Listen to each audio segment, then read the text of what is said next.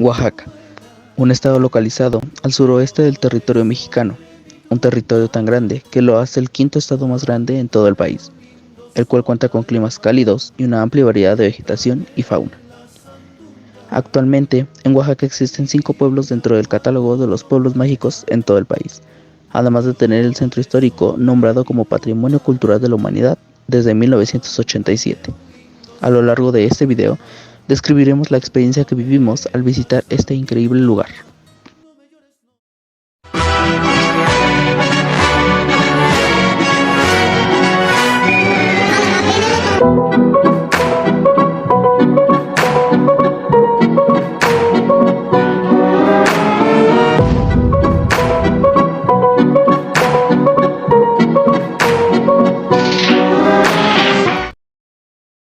Bueno, como primera parte, les hablaré un poco acerca de la historia de uno de los asentamientos más importantes de la cultura mixteca.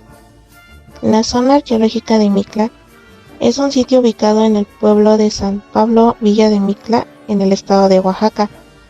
Su nombre proviene del náhuatl Mictlán, que quiere decir lugar de los muertos. Sus construcciones son muy distinguidas gracias a que, en sus fachadas, contienen una serie de símbolos ensamblados conocidos como grecas. Se dice que, antes de la llegada de los mexicas, esta zona fue habitada por los zapotecas alrededor del año 200 de nuestra era. Su nombre era Liobá, que quiere decir lugar donde descansan las almas. Su dios principal de la muerte se llamaba Pitao Becelao, que él era el encargado de manejar todo el lugar. En el siglo IX, Monte Albán sufrió una muy fuerte caída. Gracias a eso, Mictla empezó a obtener un gran apogeo y alcanzó una mayor importancia para los habitantes de aquella época.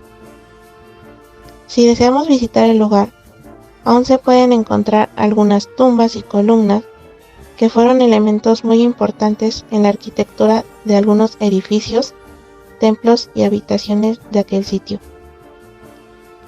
Se encuentra dividida en 3 grupos. Número 1, el grupo del arroyo. Número 2, el grupo de los adobes. Y número 3, el grupo sur.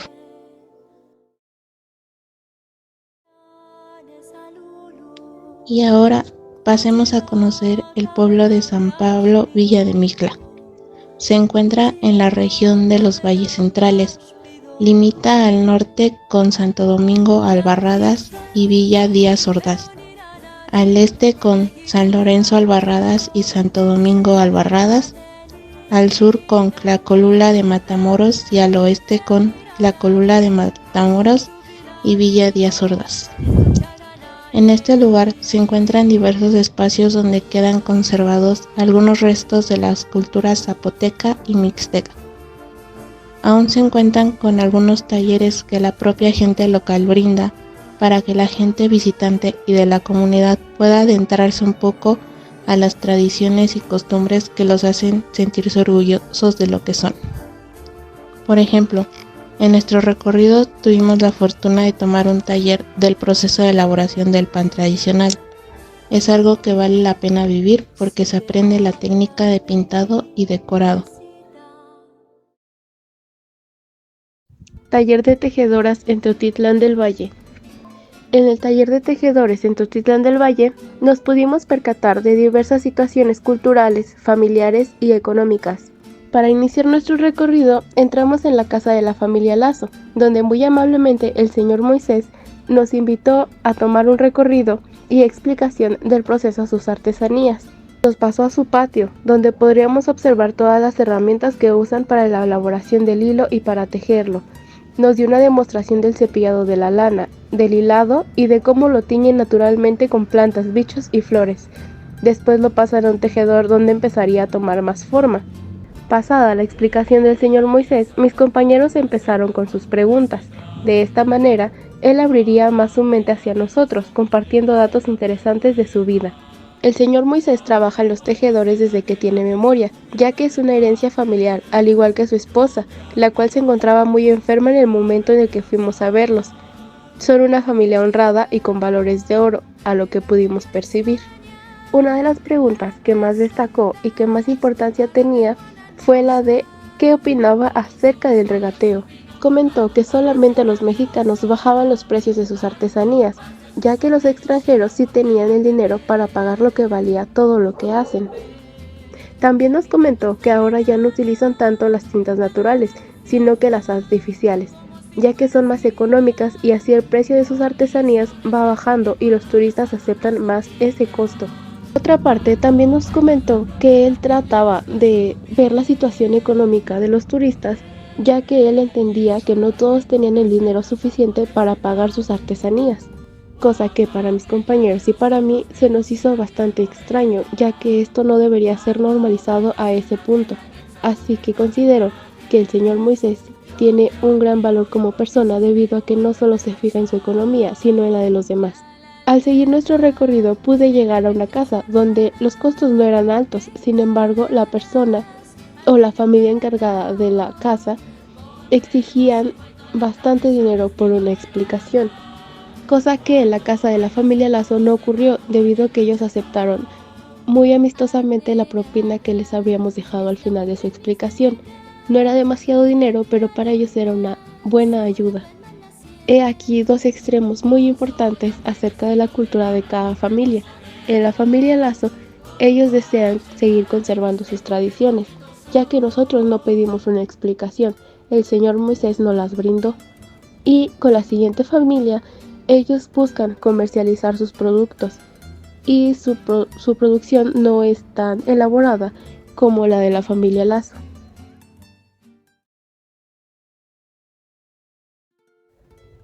Alebrijes.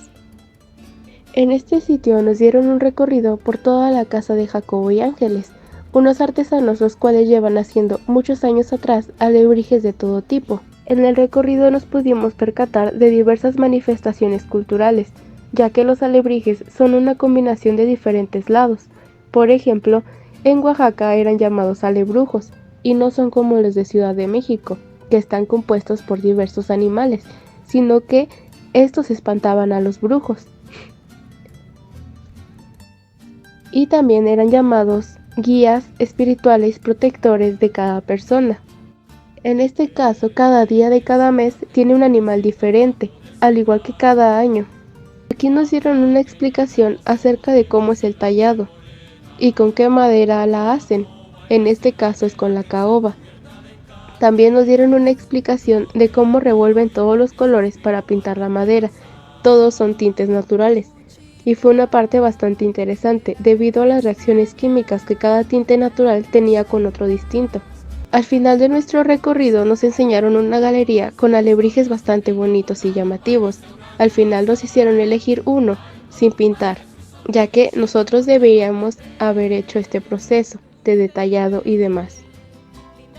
El animal que yo seleccioné fue el zorro, uno de color morado, ya que soy nacida del día número 2 y ese era mi animal designado. Al final casi todos pudimos terminar con éxito nuestra figurita de alebrije. Todos estuvieron muy entretenidos y bastante ocupados pintando sus alebrijes. Lo considero una actividad bastante importante para nosotros, ya que nos incluimos en su cultura y pudimos personalizarla a como más nos gustara.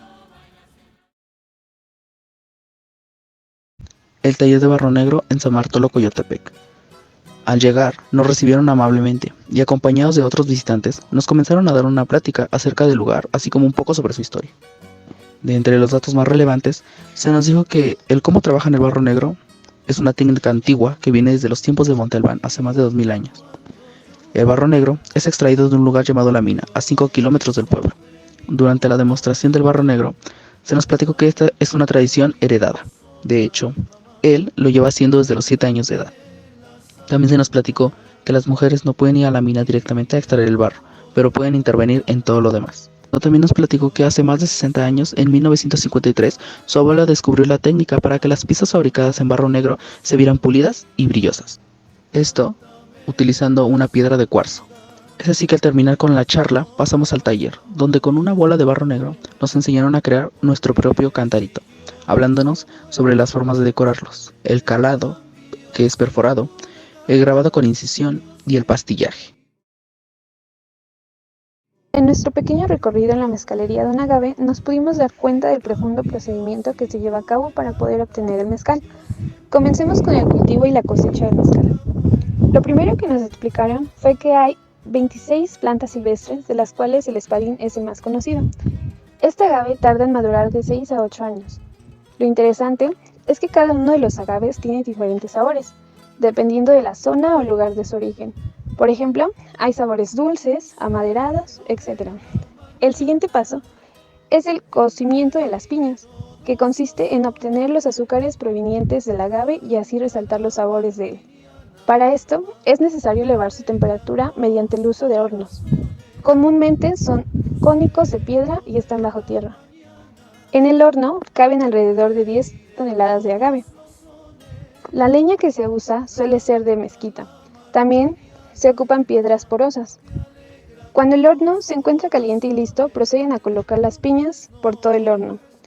Una vez que están listas, se tapa el horno con un gabazo y con mantas o plásticos de tal manera que quede completamente sellado.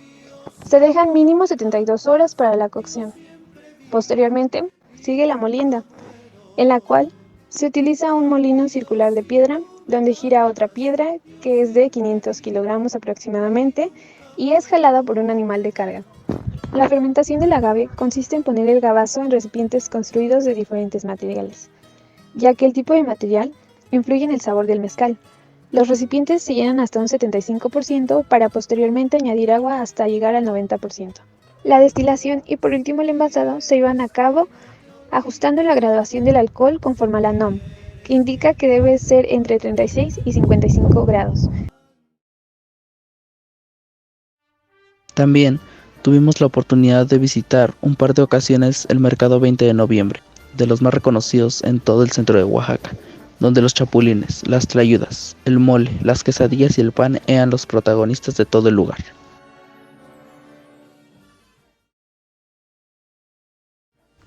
Ahora mencionaremos algunos datos relevantes vistos en el recorrido a pie y en el turibús por toda Oaxaca.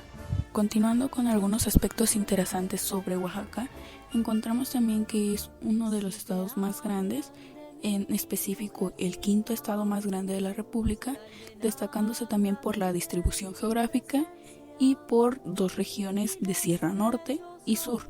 En ambos casos tienen montañas demasiado elevadas y al norte encontramos Zempoaltepetl, al sur encontramos el Cerro Nube y Oaxaca también se encuentra 1555 metros sobre el mar, que lo hace más interesante. Tiene también 8 regiones que lo caracterizan y continuando con algunos atractivos, tiene el templo de Santo Domingo de Guzmán, que también es ahora el Centro Cultural, Museo de las Culturas de Oaxaca y antes ex convento y también una bodega militar. Su arquitectura se basa en lo novohispano y continuando tenemos el jardín etnobotánico que fue huerta de los dominicos y también el INA ahora. Este abarca aproximadamente 2 hectáreas, muestra cientos de especies de plantas originarias de Oaxaca y representando también la gran diversidad de climas, formaciones geológicas y tipos de vegetación que caracterizan específicamente Oaxaca. También encontramos el acueducto de San Felipe del Agua, utilizado normalmente para las necesidades de la población, llegando desde la ciudad hasta la Sierra Norte, atravesando llanos y una barranca. También encontramos el Teatro Macedonio Alcalá, que es uno de los más conocidos, considerado uno de los más importantes del país, de estilo nouveau. Y encontramos también el Auditorio Guelaguetza. Es el principal recinto de espectáculos considerados en las principales, construido principalmente para ofrecer eventos de calidad para la comunidad como para turistas. Encontramos también el Zócalo o la Plaza de la Constitución, que es uno de los lugares más concurridos. Y por último tenemos los templos que se destacan más o son más visitados, que encontramos Santo Domingo de Guzmán y la Señora de la Asunción, Señora de la Soledad y el Templo de Guadalupe. Como primer dato, el guía nos explicó que Monte Albán fue nombrado por los zapotecos como Danibá o montaña sagrada y Yucucuy o cerro verde por los indígenas mixtecos que la habitaron hacia el siglo XII. También nos mencionó sobre su riqueza cultural, pues posteriormente la ciudad fue habitada por los zapotecos y finalmente por los mixtecos. Además, estudiando la arquitectura, los especialistas encontraron que Monte Albán tuvo contacto con otras culturas, principalmente con los habitantes de la poderosa Teotihuacán en el centro de México. Como sucedió con varios, Monte Albán fue habitada por más de una cultura. El origen de los primeros habitantes es motivo de su debate, ya que los arqueólogos no han podido precisarlo. Monte Albán se encuentra a 10 kilómetros de la ciudad de Oaxaca. Fue la capital indígena más importante de la región de los valles de Oaxaca durante el llamado periodo clásico 400 a 800 después de Cristo. Un dato más importante fue el río del Toyac. Era donde transitaban las caravanas comerciantes desde el centro de México al valle de Tehuacán, caída de Yutlán, valle de Trucán, Tehuantepec y la depresión baja de Chiapas. Toda esa ruta comercial lo lleva hasta el Cincecolosco. Otras edificaciones de interés que nos mencionó el guía fue que en Monte Albán son el Palacio, un edificio con 3 habitaciones, el edificio P, desde el cual se hacían observaciones astronómicas, y las tumbas 103 y 104. Y eso es todo lo que podría decir de Monte Albán. Como conclusión, podemos decir que Oaxaca es un destino lleno de tradiciones, festejos y muchas cosas por compartir con todo aquel que esté dispuesto a llegar aquí. Es un lugar donde el mezcal corre por la sangre de sus habitantes, así como el amor por su tierra y lo que ésta tiene por ofrecer.